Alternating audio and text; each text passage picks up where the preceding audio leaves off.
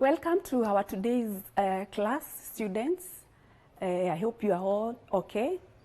So my name is Lilian Vungo. I'll be taking you through the law of succession. The unit called is B Law 3201, Law of Succession. Just a recap of what we learned last week about revocation of a will. We say that it's important that you differentiate revocation of a will and invalidation of the will.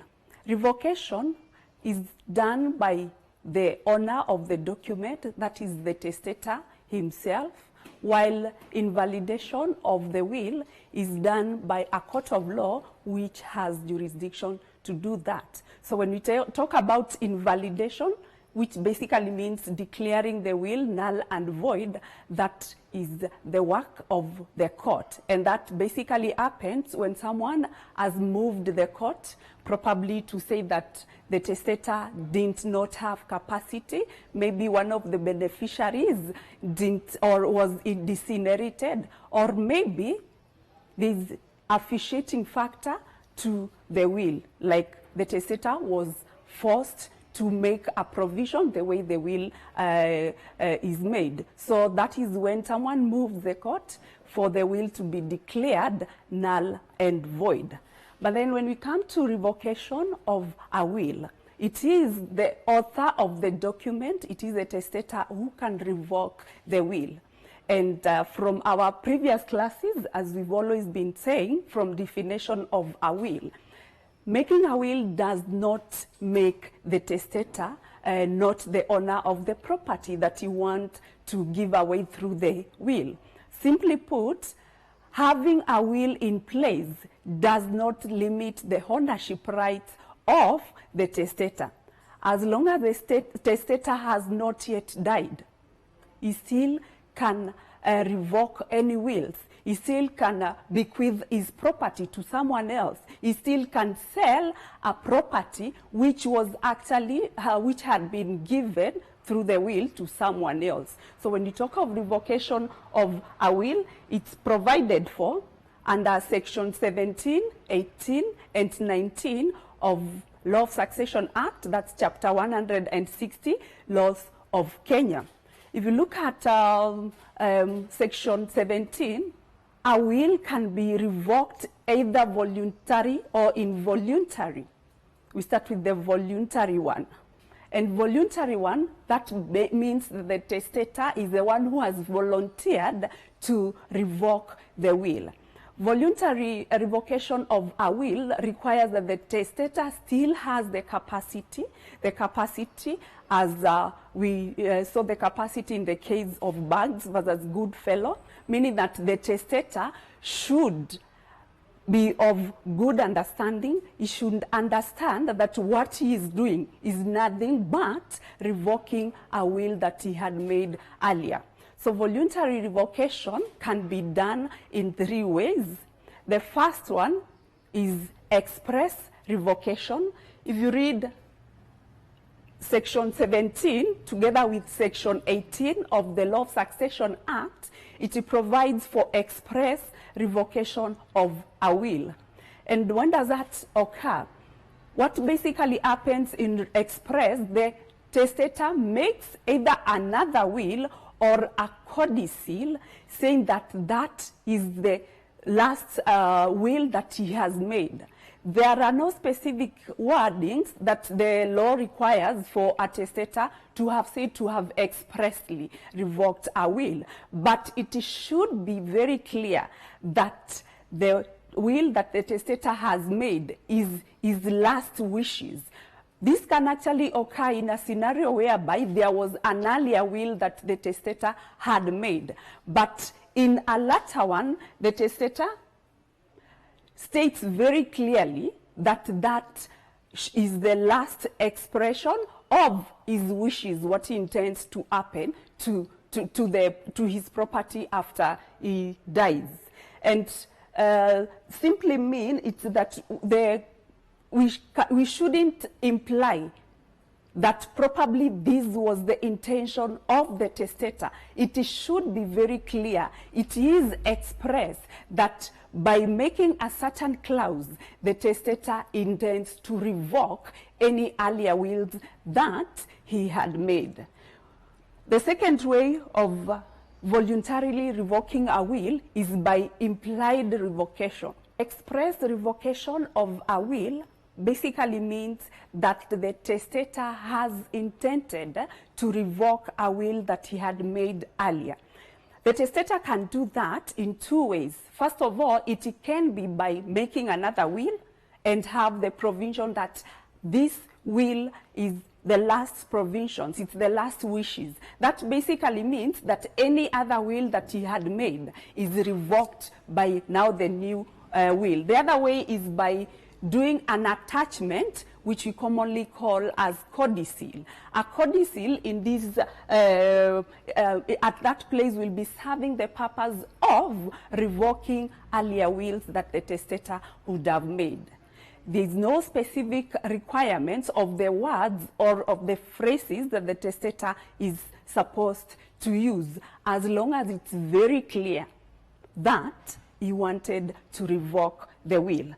Then the other way of revoking a will is by implied revocation. When does the implied revocation of a will come by? And this is, it happens whereby we have two or more wills in place. Remember, we said in our earlier classes that there is nothing that prevents the testator dying with more than one will in place. So after the death of the testator, if it appears that there are two valid wills at the time of death, but then these wills are inconsistent with one another to the extent that they both can't stand. What basically means is that the latest will, latest to the death of the testator, takes priority, takes precedence over the earlier will. There might be no clause on the latest will saying that I revoked the earlier wills, but as long as there is contradiction, as long as the two wills contradict one another, like for instance, the testator might have a piece of land based maybe in Kitengela, and then in the first will, let's say the first will was made in the year 2015. He said that that particular piece of land will go to his mother. Then 5 years down the line, in 2020, the testator makes another will, and in the 2020 will, he gives the same plot, the same piece of land in Kitengela to say the daughter. So that is a scenario whereby, that's an example whereby the 2015 and the 2020 wills contradict one another. Even though there is no provision, even though there is no clause that the testator revoked the earlier will, it shall be implied that by making the 2020 will, the testator planned, or the testator intended to revoke any earlier will. So the latest will, latest to the death of the testator, takes priority over any earlier will. So that is revocation by implied voluntary revocation. Then the last way to revoke a will voluntarily is by destruction. If you look at the Act, it says that if the testator tears, burns, or otherwise destroys the will, this is mostly in a written will, that will amount to revocation of the will. But then two things must be present for a will to be said to have been revoked by destruction. The first thing that must be present is that there has to be the actual way of destroying. And the actual way is like what the Act says, burnt or otherwise destroyed. So there is the issue of totally destroying the will. So that must be present. Then the second requirement for a will to be said that it has been revoked by destruction is that there ought to be intention by the testator to revoke the will. So in event that a testator makes a will, keeps that will maybe in his bedroom, but accidentally the house catches fire, then that will cannot be said to have been revoked by destruction. Why? Because it was accidental. The testator did not have the intention to revoke the will. In the case of Cheese versus Lovejoy, what happened in that case is that the testator made a will, but later crossed 2 lines on the paper where the will was written and wrote on the 2 lines, "This is cancelled." Then he placed the paper, which was of course now the will, but now cancelled, in a dustbin which was in the sitting room, placed on the, at the corner of the sitting room. Then what happened is that when the house help was cleaning the house, he checked on the dustbin and saw that there was that piece of paper.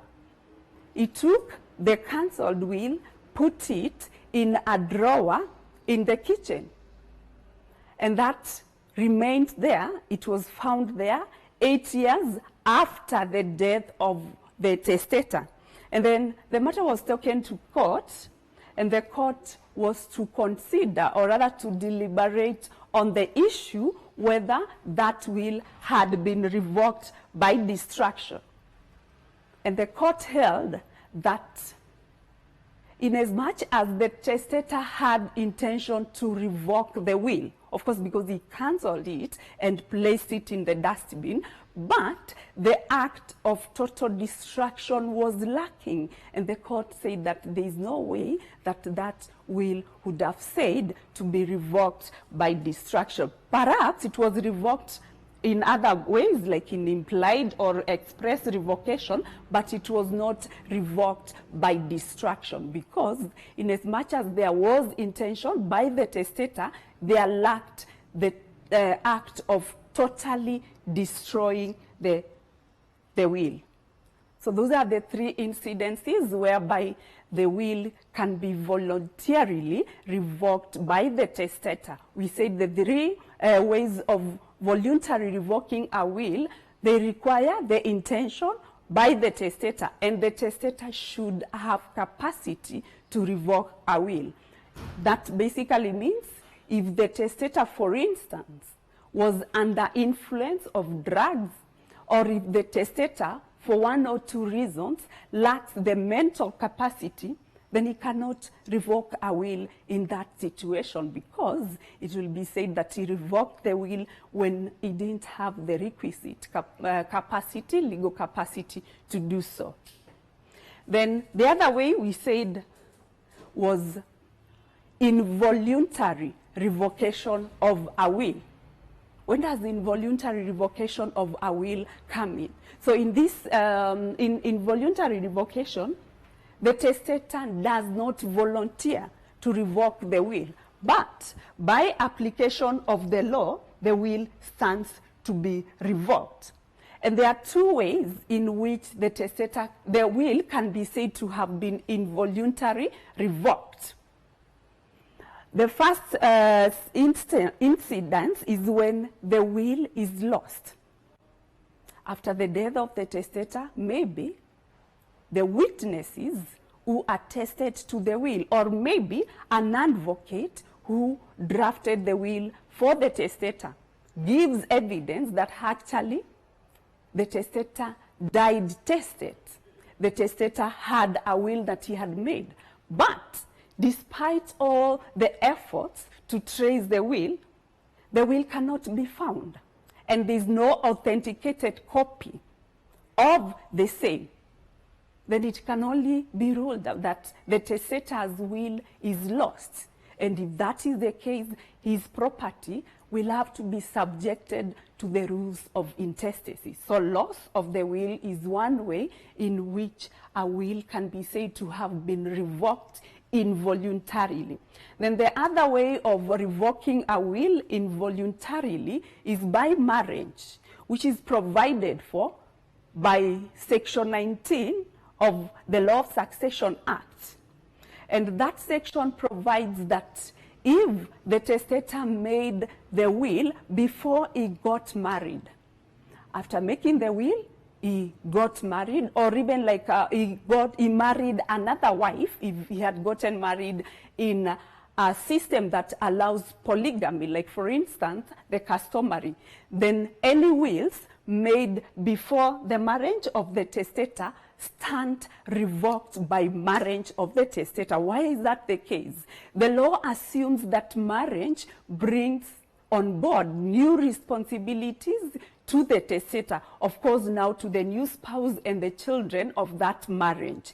There is only one exception whereby even after marriage, the will that the testator had made will not say to be revoked by marriage. And that is if the testator had made the will before he got married, but had contemplated marriage with a particular person. So if after making the will, he goes ahead and marries that particular person, then the will that he had made before getting marriage will now not be revoked by marriage. So that is the only exception. So those are the only two ways which are recognized under the Kenyan law to be ways of involuntarily revoking the will. Unfortunately, divorce cannot be said to be a way of revoking the will. Perhaps that is because of the provision of Section 29, which makes an ex-wife still independent, and she has a right to inherit, or rather to have a share of the estate of the testator. But as we speak, there is a pending bill in the parliament which will revoke the provisions of of Section 29 of the Law of Succession. But currently, divorce is not a way of revoking a will. So that's all on the revocation of the will. We go to the next topic, which is construction of the wills. What does construction of the wills mean? It basically means interpretation of the words of the phrases that the testator used in making a will. Besides determining the validity of the will, courts may also be called upon or entertain petitions whereby the petitioner is asking the court to determine the meaning and the effect of a certain phrase or a certain word that the testator has used. So this should be very clear. In this case, the court is not being asked to determine whether the will is valid or not. The issue of validity of the will is not an issue in this case, but maybe after the death of the testator, the beneficiaries as well as the executors cannot agree on the meaning of certain words, on the meaning of certain phrases that the testator used in the will. Why is it, and does it become an issue? Remember, we said that it's not always necessary that the wills are drafted by advocates. That is not a requirement in law.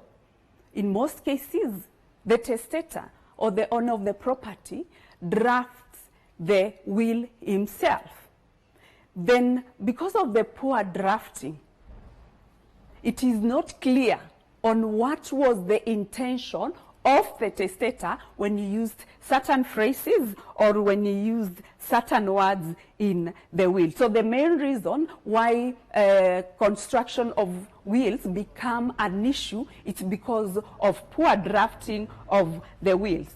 And then in the case of Berin versus Morgan, the court categorically said that the main objective of construction of the wills is to ascertain the intention of the testator as expressed in the will.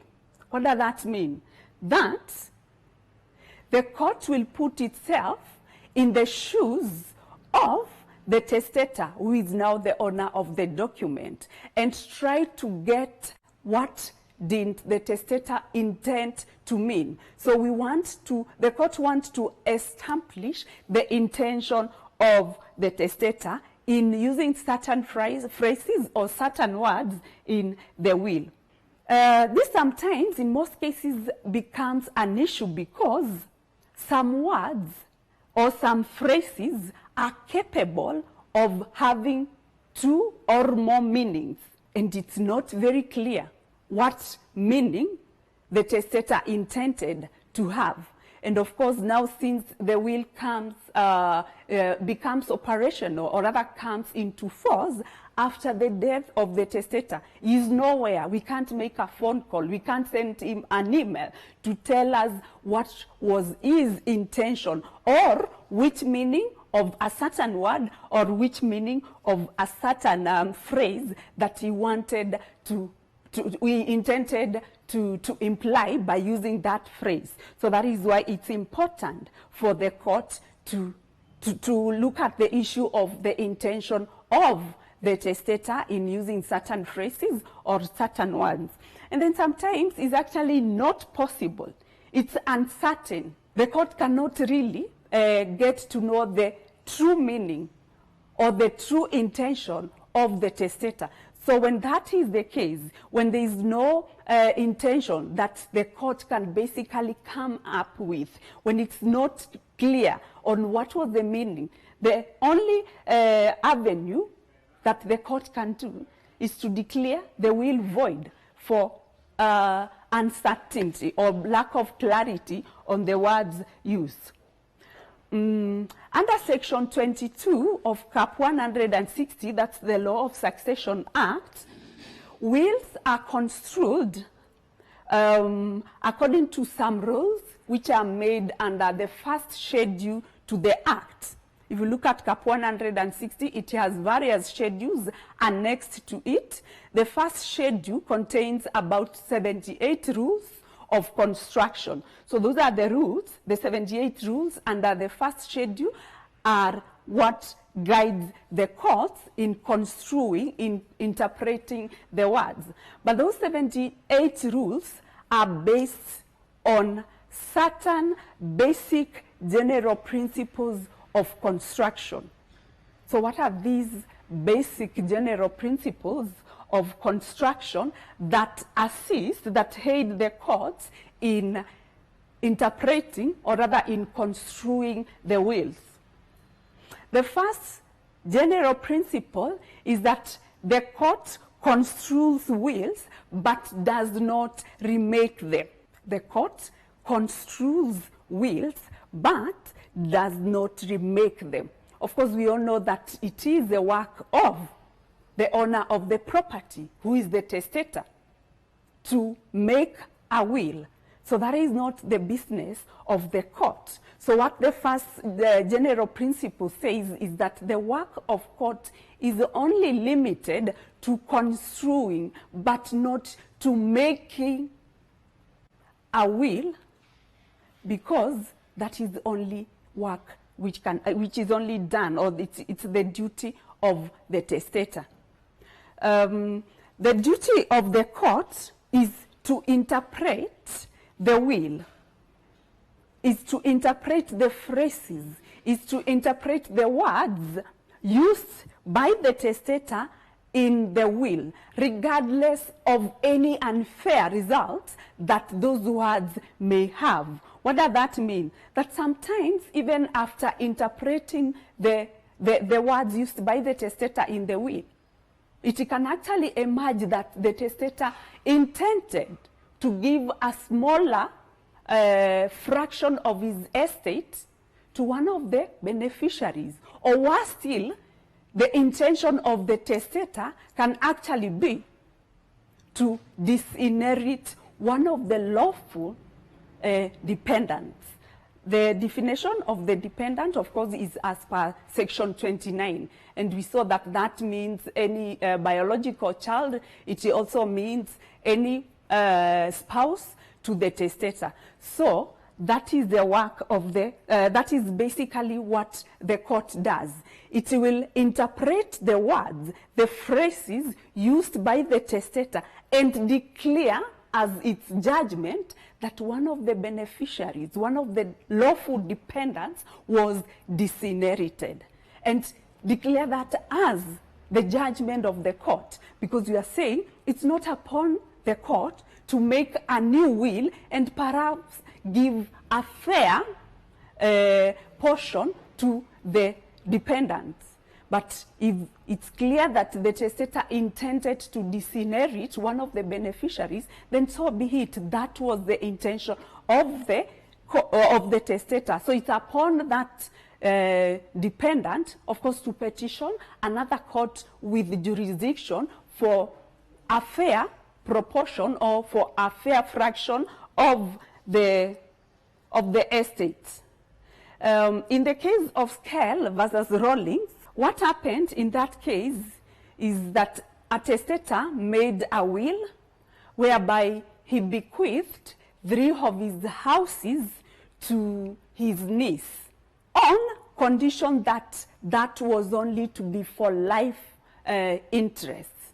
The words used by the testator is, I bequeath 3 houses to my niece for life. And should the niece die with no children, then the houses were to go to the testator's nephews. Of course, those words are not very clear on who should get the houses. And when the court was faced with that issue to determine who should get the houses after the death of the niece, but when she died, she had 3 children who were his dependents. So the issue was, after death of the niece, should the houses go to the niece's children or should they go to the testator's nephews? The first and the second courts were of the opinion that since the niece died, of course, leaving behind children, surviving him, the niece's children should get the 3 houses.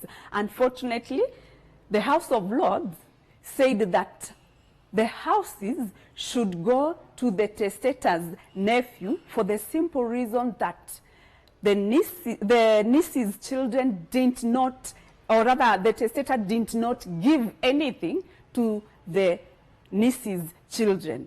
And the court went on to say, if the testator wanted the houses to go to niece's children, he would have clearly stated that. But the reason as to why the testator gave only life interests to the niece, it's because he didn't want the niece's children to get the houses.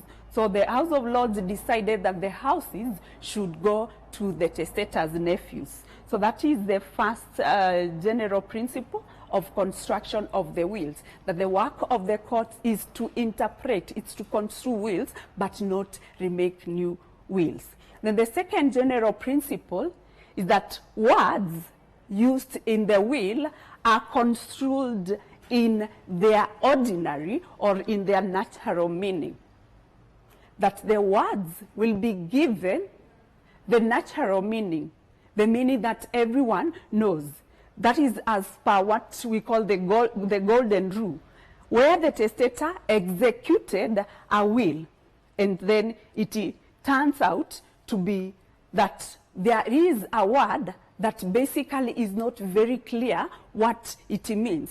The court should give the natural meaning, the ordinary meaning, that is now the English. If the will was in English, the court should attribute the word or the phrase to its natural meaning. However, there are 2 exceptions whereby the words are not given their natural meaning. The first one is what we call the circumstantial evidence, or where basically means that the court will investigate the circumstances of the testator when he is alive. And if the court finds out that the testator used certain phrases in a special way of his own, or in a certain circumstances, then the court will depart from the general meaning of the will, the general meaning of the words, and give the secondary meaning to the words, or give the words their the meaning that the testator basically wanted the will to have. Meaning that in that case, the court will not give the phrases their natural, their ordinary meaning, but the court will interpret the words in the special way or the secondary meaning that the testator used to have.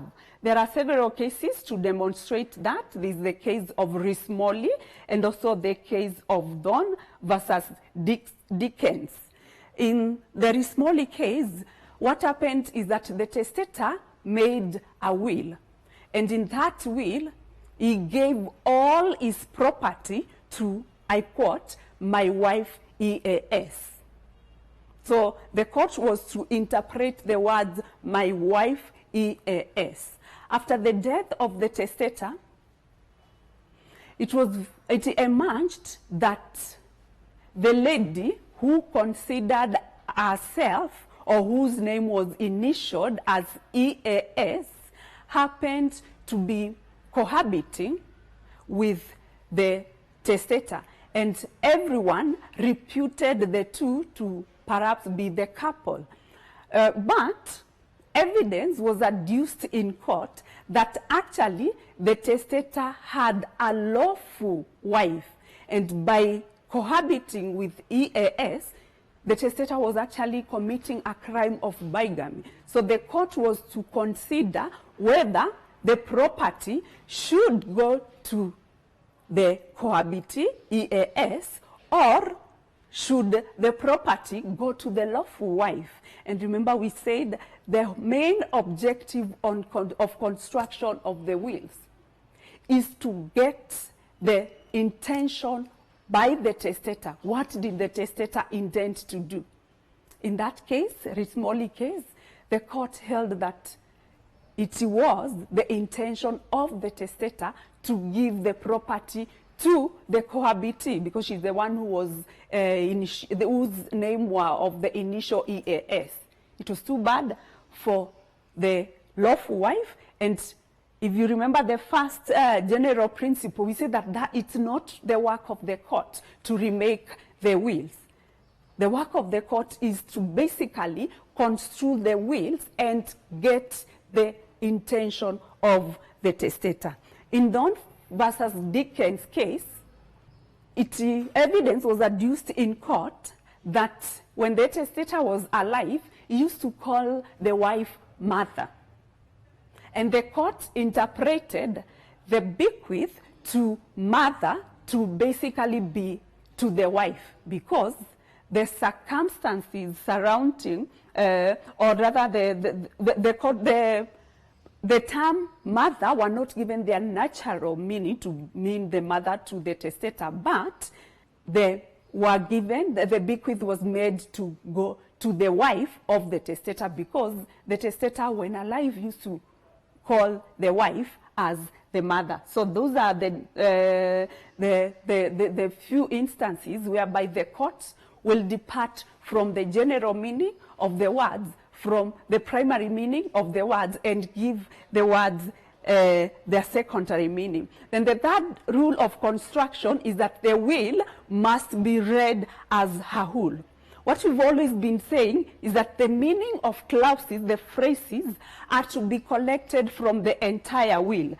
The provisions of the will must actually be construed in relation to one another. That is why we are saying that for the court to get the intention of the testator, the court must read the entire will, but not read some phrases, read some sections in isolation of the others.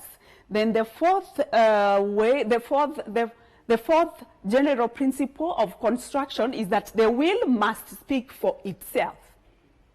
What that basically means is that the court should ascertain the intention of the testator from the document, from the will itself. It simply means that extrinsic evidence outside the will is not admissible. Of course, unless some exceptions whereby the armchair rule, the ubiquitous rule, the latent ubiquity, and the meaningless provisions come in as the exceptions. But the general rule is that the will must speak from itself. The intention should be gotten from the will itself. Then the fifth rule of construction of rules is ascertaining the subject matter of gifts. If it's not clear what property the testator was talking about with regards to property, a will speaks from the date of death, unless, of course, a contrary intention appears on the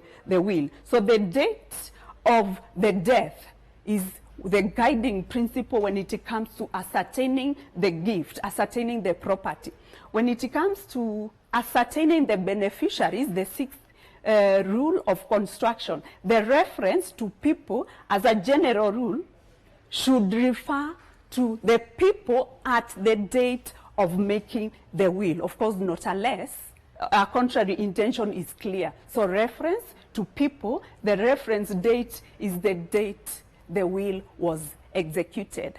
Thank you very much. These televised lectures supplement our robust online learning going on our MKU online platform. You can view more on our televised lectures via our online platform. We are in a digital era, and Mount Kenya University knows this. The following are the steps to follow so as to complete your online application. Download the application form from the website www.mku.ac.ke. Attach copies of your academic certificates and ID. Pay the application fees via M-Pesa pay bill number 270988. Your ID is the account number. 2,000 shillings is the charge for a postgraduate. You can also deposit in the bank accounts provided on the website.